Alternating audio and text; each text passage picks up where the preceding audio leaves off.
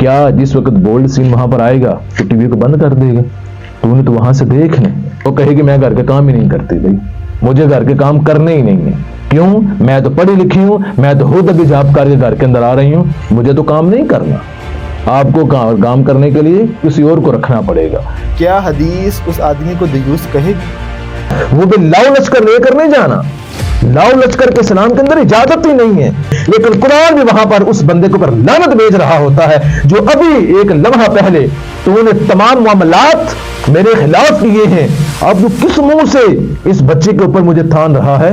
کبھی الفاظ کا چناؤ بھی خوب مزہ دیتے ہیں، مثلاً پھر میری اس سے شادی ہوگی، کتنا سادہ سا جملہ ہے۔ کسی عرب ادیب نے اس جملے کو یوں لکھا ہے، پھر اس کے کہے میرے گھر گونجنے لگے۔ میرا آج کا سوال، اسلام میں شادی کی کیا حیثیت ہے؟ کیا شادی ڈھول کی محتاج ہے؟ کیا شادی پر پیسے کی نمائش کرنا ضروری ہے؟ اس پیسے سے کسی غریب کی لڑکی کی رخصتی ہو سکتی ہے؟ کیا مہندی کی رسم کرنا یہ لازمی ہے یا ضروری ہے؟ پھر آج کل ایک اوپٹن کہا جا رہا ہے، رسم منائی جا رہی ہے مہندی سے پہلے، یہ کرنا ضروری ہے؟ پھر نکاح والے دن لاؤ لشکر لانا اور اس لاؤ لشکر پر پھول باشی کرنا یہ ضروری ہے؟ اور کھانے پر اس طرح حملہ آور ہونا کہ پہلے کبھی کھایا ہی نہیں یا دوبارہ ملنا ہی نہیں، آخر پر لڑکی کو لڑکے کے ساتھ سب کے سامنے بٹھا دیا جاتا ہے۔ اس وقت ہر مرد کی نظر گھور رہی ہوتی ہے اس عورت کو۔ کیا حدیث اس آدمی کو دیوس کہے گی؟ ان سب کاموں کا کرنا ضروری ہے؟ کیا یہ کام کیے بغیر نکاح ہو سکتا ہے یا شادی ہو سکتی ہے؟ بسم اللہ الرحمن الرحیم۔ شادی ہمارے معاشرے کے اندر نا پوری ایک سائنس ہے، اس کے ذریعے علاج معالجے بھی کیے جاتے ہیں۔ علاج معالجہ کس طرح کیا جاتا ہے؟ اگر لڑکا شرابی ہے یا زانی ہے، وہ شراب نہیں چھوڑ رہا، زنا نہیں چھوڑ رہا، یا اس کو احساس نہیں ہے گھر والوں کا، کوئی کام نہیں کرتا، تو گھر والے کیا کہتے ہیں؟ اس کی شادی کر دو، سیانہ ہو جائے گا، اس کی شادی کر دو، فلاں کام چھوڑ دے گا۔ اگر بچی بدقسمتی سے حرام ریلیشن شپ کے اندر چلی جائے تو گھر والے کو پتہ لگ جائے تو اسے پکڑ کر زبردستی اس کا نکاح کر دیتے ہیں، چلو اگلے گھر چلے جائے گی، سیانی ہو جائے گی۔ یہ پورا ایک سائنس ہے ہمارے معاشرے کے اندر۔ یہ بدقسمتی ہے، جس وقت وہ شرابی یا زانی کا آپ نکاح کریں گے تو جس وقت عورت اس زانی یا شرابی کے پاس جائے گی تو کیا آپ یہ کہہ سکتے ہیں کہ وہ دونوں ہنسی خوشی اپنی زندگی گزار لیں گے؟ لازمی نتیجہ یہ نکلے گا کہ دونوں کے درمیان میں انڈرسٹینڈنگ نہیں ہوگی، دونوں کے درمیان طلاق واقع ہو جائے گی، دونوں طلاق کے رشتے کے اندر چلے جائیں گے۔ تو لہذا ان کاموں سے سب سے پہلے ہمیں پرہیز کرنی ہے۔ تو پھر آپ نے یہ دوسرا سوال کیا، کیا شادی کے لیے اپٹن، کیا شادی کے لیے یہ بارات کا کنسپٹ اسلام کے اندر ہے؟ اسلام کسی چیز کی اجازت نہیں دیتا۔ اسلام کا اگر مطالعہ کیا جائے تو اسلام کے اندر صرف اور صرف نکاح اور صرف ولیمے کا نام آیا ہے۔ نکاح وہ بھی لاؤ لشکر لے کر نہیں جانا، لاؤ لشکر کے اسلام کے اندر اجازت ہی نہیں ہے۔ اگر آپ رسول اللہ علیہ الصلوۃ والسلام کی شادیوں کو دیکھیں، صحابہ کی شادیوں کو دیکھیں، اور محدثین، مفسرین، محققین کی شادیوں کا دیکھیں تو وہ کیا تھا؟ سادہ سا نکاح کیا جاتا تھا۔ اور اگلے دن رسول اللہ علیہ الصلوۃ والسلام کی حدیث کیا ہے؟ کہا میرے صحابہ ولیمہ کرنا سنت ہے، اگرچہ ایک بکری ذبح کر کے کیوں نہ کرو۔ لیکن ہمارے ہاں کیا ہے؟ بدقسمتی سے میرے ملک کے اندر یہ تمام معاملات، یہ مہندی سے لے کر، اپٹن سے لے کر اور نائٹ قوالی سے لے کر، یہ کہاں سے آئی؟ یہ غیار نے مجھے دیے، یہ برِ صغیر کے اندر سے، یہ انڈیا سے میرے پاس آئے۔ برِ صغیر تو پورا ایک علاقہ تھا، لیکن پاکستان جس وقت آزاد ہوا تو ساتھ ان کی رسومات کو لے کر آ گیا۔ یہ اپٹن کے اندر کیا کیا جاتا ہے؟ اپٹن کے اندر یہ ہلدی لگائی جاتی ہے، اور ہلدی کون لگاتا ہے؟ سکھ وغیرہ لگاتے ہیں۔ لہٰذا میں نے ان کی فلمیں دیکھی، میں نے ان کو دیکھا، لہٰذا یہی طریقہ مسلمانوں نے اپنے اندر لے آئے ہیں۔ اور مائیاں اور ان کے اندر ڈول ڈمکا، اور کہہ دیا جاتا ہے اگر میں یہ نہیں کرنا چاہتا تو کہہ دیا جاتا ہے تو شادی تو کر ہی نہیں رہا، کیا آپ کے گھر کوئی نعوذ باللہ تعالی کوئی مرنا ہو گیا ہے، آپ ڈھول نہیں بجا رہے؟ کہ اگر کوئی سنت کے اوپر عمل کر رہا ہے تو اسے یہ تانا دے دیا جاتا ہے، یہ تانے لوگ دیتے ہیں کہ تم یہ کام کیوں نہیں کر رہے۔ لہٰذا اگر وہ شریعت کے اوپر پابند ہو رہا ہے تو لوگ اسے شریعت کی پابندی کرنے ہی نہیں دیتے۔ یہ ڈانس رات کو کیا جاتا ہے، یہ نوٹ نچھاور کیے جاتے ہیں، اور یہ بارات کے اوپر جس وقت لاؤ لشکر لے کر تم نے لڑکی والوں کے گھر کے اوپر جو ان سے وہ حملہ کرنا ہے تو تم نے نوٹ پھینکنے ہیں۔ وہ نوٹ تم کیوں پھینک رہے ہو بھائی؟ نوٹ تم صرف اس لیے پھینک رہے ہو کہ غریب میرے پاؤں کے اندر پڑھ کر وہ نوٹ اٹھائے۔ آپ نے دوسرے لفظوں کے اندر غریب کو اپنے پاؤں کے اندر لانا ہوتا ہے۔ آپ ایسے پیسے پھینکیں گے تو وہ کہاں گر رہے ہیں؟ وہ غریب کا بچہ جو روٹی کے لیے ترس رہا ہے اس نے آپ کو پاؤں کے اندر پڑنا ہے۔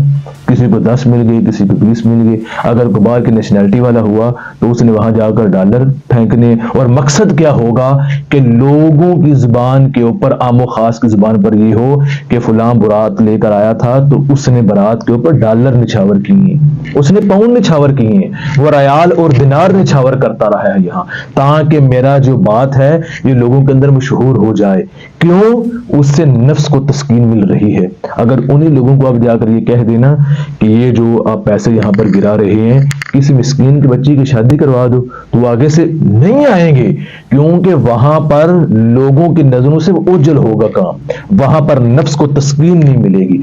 مجھے وہ کام کرنا ہے، میں نے وہ کام کرنا ہے جس سے میری روح، میرے نفس کو تسکین پہنچے۔ جس وقت میں پیسے گرا رہا ہوں گا لوگوں کے نظریں میری طرف لگی ہوں گی کہ وہ دیکھیں فلاں بندہ ڈالر پھینک رہا ہے، فلاں بندہ پاؤنڈ پھینک رہا ہے، تو لوگوں کے ہاں میری جو تعریفات ہے، میرا جو نام ہے وہ لوگوں کی زبانوں پر آ جائے گا۔ لوگ ہفتوں مہینوں میں تذکرہ کرتے رہیں گے کہ فلاں کی برات کے اوپر فلاں بندے نے ڈالر پھینکے تھے۔ وہ جس وقت تک وہ باتیں کرتے رہیں گے لوگ آ کر اس سے بتائیں گے تو اس کا نفس خوش ہوتا رہے گا۔ جس وقت نفس خوش ہو جائے گا تو بندے کو تسکین مل جائے گی۔ اگر اسی بندے کو کہہ دیا جائے اس طرح کے کام نہ کر، یہ کام اسلام کے اندر جائز نہیں ہے، تو وہ کیا کہہ دیتے ہیں؟ خوشی کا موقع تھا، خوشی کے موقع پر اب نہیں کرنا تھا تو میں نے کب کرنا تھا؟ تو ان خدا کے بندوں کو یہ نہیں پتا تھا کہ اللہ نے اسی موقع کے اوپر تو تیری آزمائش لینا چاہیے، اور تو اس آزمائش کے اندر ہی فیل ہو گیا۔ وہ تو تیری آزمائش تھی، اس کے اندر تو نہیں آیا۔ تو ان معاملات کے اندر جتنے بھی ہیں، پھر سب سے بڑی بدقسمتی میرے ہاں یہ ہے جو آپ نے آگے کہا کہ جس وقت سارے لوگ وہاں پر بیٹھے ہوتے ہیں تو پھر وہاں سے جو ان سے عورت کو لایا جاتا ہے، تمام رشتہ دار، تمام لڑکے کے دوست، تمام وہاں پر چاہنے والے جو اس کو آئے ہوتے ہیں، ان کی نظریں اس عورت کو گور رہی ہوتی ہیں، اس کی طرف اس کی نظریں ہوتی ہیں۔ جو تمام لشکر ان کے گھر کے اندر حملہ آور ہوا تھا وہ تمام کا تمام اسے دیکھ رہا ہے، اور وہ وہاں پر باپ بھی بیٹھا ہوا ہے، چچا بھی بیٹھا ہوا ہے، اور اس لاؤ لشکر کے درمیان اس لڑکی کو وہاں پر لے جایا جا رہا ہے، اور بدقسمتی سے پھر وہی لڑکا اسے ہاتھ پکڑ کر سٹیج کے اوپر بھی چڑھا رہا ہوتا ہے۔ یہ اسلام کے اندر کہاں اجازت آئی ہے؟ اسلام نے اس چیز کی کہاں اجازت دی ہے؟ حدیث کہتے ہیں وہ بندہ دیوس ہے جو سب مردوں کے سامنے اپنی عورت کو نوشنما کر رہا ہے۔ عورتیں تو چلو دیکھ رہی ہیں، سارے مرد بھی وہاں پر دیکھ رہے ہیں، پھر وہاں پر دودھ پلائی کی رسم ہو رہی ہے، پھر وہ جو ان سے حرام رشتے سارے تیرے بیٹھے ہوئے، وہاں تیری گپ شپ چل رہی ہے، سارے معاملات حدیث کے۔ پھر دیکھیں، پھر جس وقت رخصتی کا ٹائم آتا ہے تو پھر میں نے قرآن اس کے سر پر رکھنا، تو کیوں قرآن تو اس پر رکھ رہا ہے؟ قرآن کا مقصد کیا تھا؟ قرآن کا رکھنے کا مقصد یہ تھا کہ اس کے سائے کے اندر اسے بھیج رہا ہوں، اس کے سائے کے اندر اس لیے بھیج رہا ہوں تاکہ اس کی تعلیمات کے مطابق یہ زندگی بسر کرے۔ لیکن قرآن بھی وہاں پر اس بندے کو پر لعنت بھیج رہا ہوتا ہے جو ابھی ایک لمحہ پہلے تو نے تمام معاملات میرے خلاف کیے ہیں، اب تو کس منہ سے اس بچے کے اوپر مجھے تان رہا ہے؟ وہ کون سا منہ لے کر ہم تان رہے ہوتے ہیں قرآن کو؟ میں نے ایک لمحہ پہلے حرام سسٹم میں نے کیا، غیر محرم وہاں پر تھے، میری بے حیائی آنکھوں کے ساتھ کی، میں نے تمام معاملات وہاں پر کیے، لیکن جس وقت رخصتی کا وقت آیا تو میں نے قرآن اس کے سر پر تان دیا۔ پھر قرآن نے بددعائیں نہیں دینی، قرآن نے لعنتیں نہیں بھیجنی، تو اور کیا ہوگا؟ اللہ رب العزت کی لعنتیں نہیں برسیں گی، اس کا عذاب نہیں آئے گا، دل سے تسکین دل کے اندر نہیں رہے گی۔ اللہ رب العزت کے قرآن کے اندر سے نور تمہیں حاصل نہیں ہوگا۔ کیوں نہیں حاصل ہوگا بھائی؟ کہ تو نے ایک لمحے پہلے تمام معاملات قرآن کے خلاف کیے ہیں۔ قرآن کیا فرماتا ہے؟ ان الذين يحبون ان تشيع الفاحشة في الذين آمنوا لهم عذاب أليم في الدنيا والآخرة۔ جو لوگ بے حیائی کو پھیلانا پسند کرتے ہیں ایمان والوں کے اندر، اللہ کہتا ہے دنیا آخرت کے اندر ہم انہیں عذاب دیں گے۔ دنیا آخرت کے اندر ان کے لیے عذاب تیار کر رکھا ہے۔ جہیز کا کیا کانسیپٹ ہے؟ جہیز لینا جائز ہے یا دینا جائز ہے، کیا ہے؟ جہیز کے اندر دو صورتیں ہیں۔ اگر تو کوئی والد اپنی بیٹی کو اپنی طرف سے ہباتاً تحفتاً جو چاہے دے دے، اس کی شریعت کے اندر اجازت رکھی گئی ہے، ٹھیک ہے۔ ہاں، اگر مرد والے طلب کریں کوئی چیز، کہیں ہمیں فلاں فلاں چیز چاہیے، ہم فلاں فلاں چیز طلب کریں گے، اور موجودہ دور کے اندر جس وقت یہ ہو جاتی ہے منگنی وغیرہ، تو وہاں سے مرد کے گھر والے فرمائشیں کرتے ہیں کہ ہمارے گھر کے اندر فلاں چیز نہیں، تو نے فلاں چیز لے کے آنی ہے، تو نے یہاں پر فلاں چیز لے کر داخل ہوگے، تو اس کو شریعت نے ناجائز کہا ہے۔ لڑکی والے بھی تو دیکھتے ہیں نا لڑکے میں کہ لڑکا کتنا پیسہ کما رہا ہے، اس کے پاس گاڑی کتنی ہے اور گھر کتنا بڑا ہے۔ آج کل یہ زیادہ تر چل رہا ہے جی لڑکا باہر سیٹل ہے کہ نہیں سیٹل، یعنی 30-35 سال کا لڑکا ہے اور 20 سال کی لڑکی کا نکاح ہو رہا ہے، اس کے ساتھ شادی ہو رہی ہے۔ یہ اس میں بھی تو جہیز، اس کو جہیز کہا جا سکتا ہے کہ نہیں؟ نہیں، یہ تو چلو شریعت نے اجازت دی ہے کہ جس وقت نکاح کرنا ہے تو والدین دیکھ لیں کہ لڑکا کیا کرتا ہے۔ ظاہر سی بات ہے، جس وقت والدین نے اپنی بچی کی شادی کرنی ہے تو انہوں نے مرد کے اندر تمام خصائل دیکھنے ہیں، وہ کماتا اچھا ہے، گاڑی اس کے پاس اچھی ہے، تمام معاملات اس کے پاس اچھے ہیں، تو پھر ہی ان کے ساتھ وہ شادی کرنے کے لیے آمادہ ہوتے ہیں۔ کہ ایک بندہ چلے تھوڑا کما رہا ہے، مثال ہے 40,000 کما رہا ہے مہینے کا، اس کا بس خرچہ ہی گھر کا پورا ہوتا ہے، اور ایک بندہ 5 لاکھ کما رہا ہے مہینے کا۔ زیادہ تر وہ زور اسی پر دیتے ہیں کہ 5 لاکھ یا 4 لاکھ جو بندہ باہر ہے یا یہی ہمیں ملے۔ جو 40,000 کما رہا ہے اس وقت وہ اس پر نہیں، اس کو کہتے ہیں جی نہیں بندہ نہیں ٹھیک۔ وہ اگلا بھی 5 لاکھ والا پھر اگر جون سے نا اس نے کسی عورت کے ساتھ شادی کرنی ہے نا 5 لاکھ والے نے، تو اس نے بھی پھر عورت کا وہ معیار دیکھ کے کرنی ہے، وہ پھر اس معیار کے مطابق ہی شادی کرے گا۔ وہ ایسے نہیں ہوگا کہ کسی لو خاندان کے ساتھ شادی کرے، جس نے 5 لاکھ کمانا ہے اس نے بھی آگے سے بڑے خاندان دیکھنے، وہ بھی چھوٹے خاندان کے اندر کبھی نہیں آئے گا۔ یہ بھی بات ہمیں سوچنی ہوگی، وہ بھی نہیں نیچے والے معاملات کے اندر آئے گا۔ اگلے دن میں پڑھ رہا تھا، ایک پوسٹ پڑھ رہا تھا، اس پر لکھا تھا کہ زیادہ تر طلاق امیر لوگوں میں اور زیادہ پڑھ لکھ جانے، یہ جو دنیاوی تعلیم ہے انہی میں ہی زیادہ تر ہوتی ہے۔ غریب جو ہے وہ چاہے جتنی بھی رنجشیں ہو جائیں آپس میں، وہ طلاق تک بات نہیں جاتی۔ اس میں زیادہ پیسے اور پڑھائی میں کوئی فرق ہے کہ طلاق کی یہ بھی وجہ بن سکتی ہے کہ لڑکی کے پاس بھی پیسہ ہے اور لڑکے کے پاس بھی پیسہ ہے؟ طلاق کی وجوہات کیا بن رہی ہیں؟ انانیت کہ انا آ گئی رشتوں کے اندر۔ جس وقت انا آ جاتی ہے رشتے کبھی نہیں چل سکتے۔ رشتوں کے اندر کسی ایک فریق کو جھکنا پڑتا ہے۔ اگر کوئی ایک فریق نہیں جھکے گا تو دنیا کے اندر کوئی بھی رشتہ کبھی بھی کامیاب نہیں ہو سکتا، وہ استاد شاگرد کا ہو، وہ بہن بھائی کا ہو، وہ یا پھر مرد اور عورت کا ہو۔ اس کے اندر کیا ہوتا ہے، جس وقت دونوں پڑے ہوں گے، آپس کے اندر اگر تھوڑی سی بات ہو گئی تو عورت کہے گی کہ میں تو خود کماتی ہوں، مجھے تیری ضرورت ہی نہیں ہے۔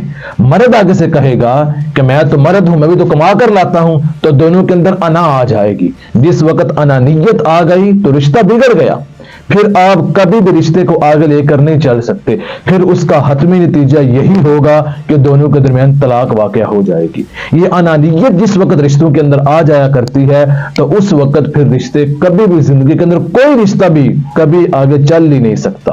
کیوں؟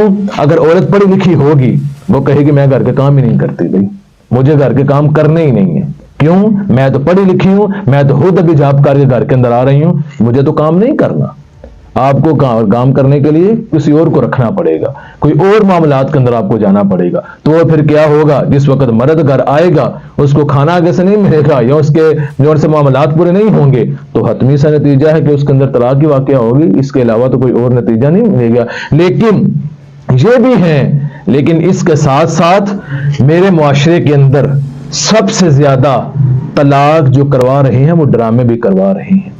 ڈرامے زندگیوں کے اوپر منفی اثرات مرتب کر رہے ہیں۔ ڈرامے کیوں بچے دیکھ رہے ہیں، کیوں ہم دیکھتے ہیں؟ ہمارا جون سا وہ ذہن کے اندر خیال کیا بن گیا ہے کہ میں نے ڈرامہ دیکھ کر اس سے کچھ فائدہ حاصل کرنا ہے۔ اب دیکھیں ہمیں رسول اللہ علیہ السلام کی حدیث سے کوئی فائدہ نہیں ملا، مجھے ڈرامے سے فائدہ ملا ہے۔ میں نے اس سے کوئی اچھا پہلو نکالنا ہے۔ کیا جس وقت بولڈ سین وہاں پر آئے گا تو ٹی وی کو بند کر دے گا؟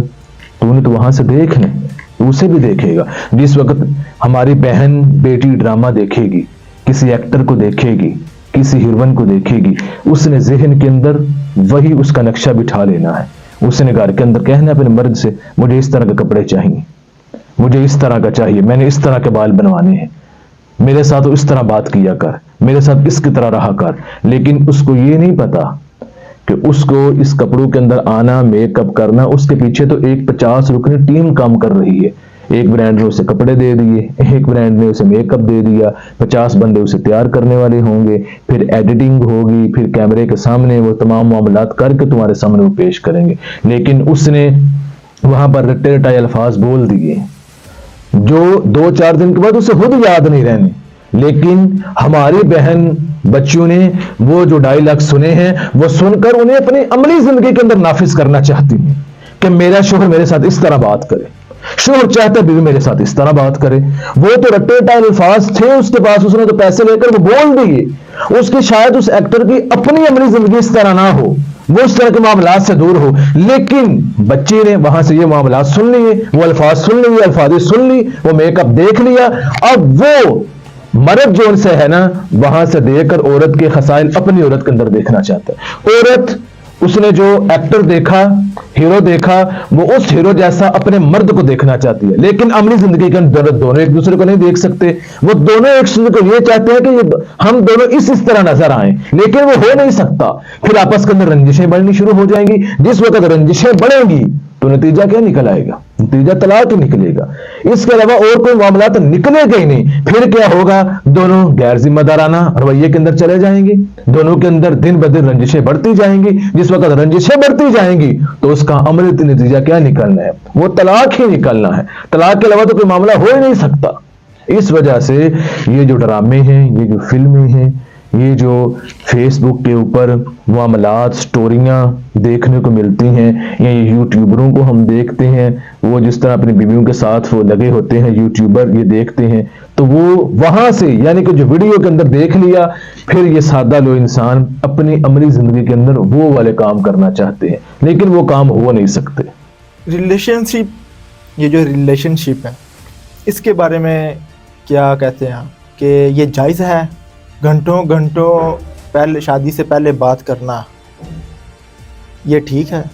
یہی تو اصل فساد کی جڑ ہے، یہی فساد کی جڑ ہے۔ کیوں؟ رسول اللہ علیہ السلام کی حدیث مبارک ہے، شادی سے پہلے حسب بھی دیکھو، نسب بھی دیکھو، پیسہ بھی دیکھو، لیکن کہا سب سے زیادہ جو چیز ہے وہ دینداری کو دیکھو۔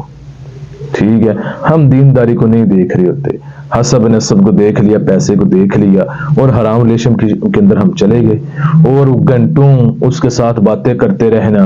وہ پھر عاشق نے کیا کہنا ہے، وہ چاند بھی توڑ کر لا دینا ہے، سورج بھی توڑ کر لا دینا ہے، تمام معاملات کر دینے ہیں، لیکن اس کو یہ نہیں پتا کہ آخر کے اندر سیرت میٹر کرتی ہے، جس کے اوپر اس کی توجہ ہی نہیں ہے۔ وہ گھنٹوں رات کو باتیں کرتے رہیں گے، ایک دوسرے کو انہوں نے سن لیا ہے۔ جس وقت ایک دوسرے کو سن چکے ہیں، پھر شادی کے بعد وہ کیا کریں گے؟ ایک دوسرے کو انہوں نے کیا شادی صرف جسم کے ملنے کا نام ہے، صرف الفاظ کے ملنے کا نام ہے؟ نہیں، یہ ضروری ہے، جسم کا ملنا اور الفاظ کا ملنا شادی کے اندر بہت زیادہ ضروری ہے، لیکن آخر کے اندر آ کر جو ان سے وہ سیرت میٹر کرتی ہے۔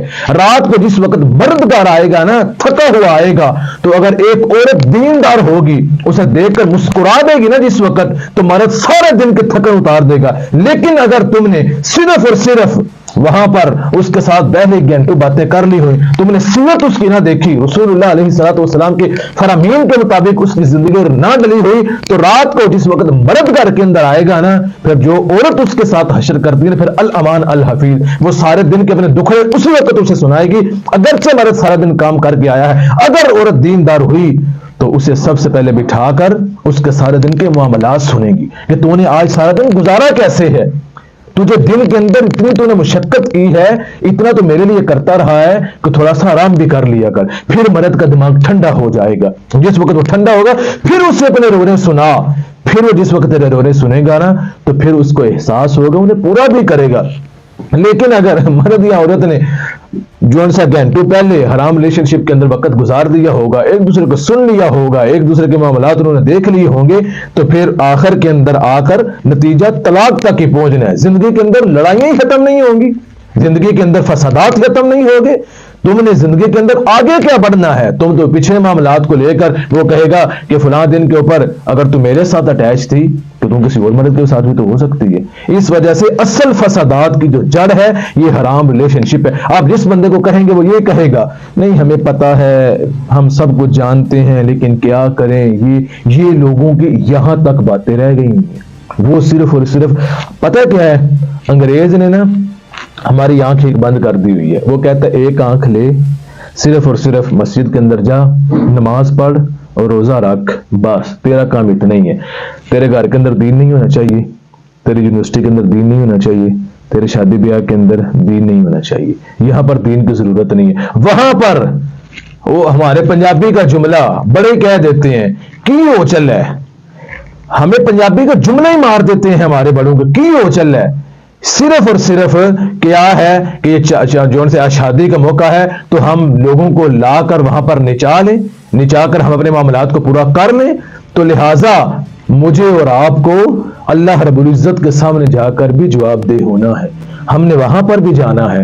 اگر میں نے اور آپ نے اللہ رسول صلی اللہ تعالی علیہ وسلم نبی کریم علیہ الصلوۃ والسلام کے مطابق اگر ہم نے زندگی گزاری ہوتی تو یہ معاملات ہی نہ آتے۔ آپ نے دیکھا ہوگا پہلے زمانے کے اندر کتنی طلاقیں ہوئی، کہیں کہیں جا کر طلاق کا سننے کو ملتا ہے، لیکن آج تو دوسرے دن آپ سنتے ہیں 6 ماہ کے بعد طلاق ہو گئی، 2 ماہ کے بعد طلاق ہو گئی، سال کے بعد طلاق۔ وجہ ایک دوسرے کو برداشت نہیں کیا، برداشت کرنے کا اندر حوصلہ ہی نہیں ہے۔ کیوں؟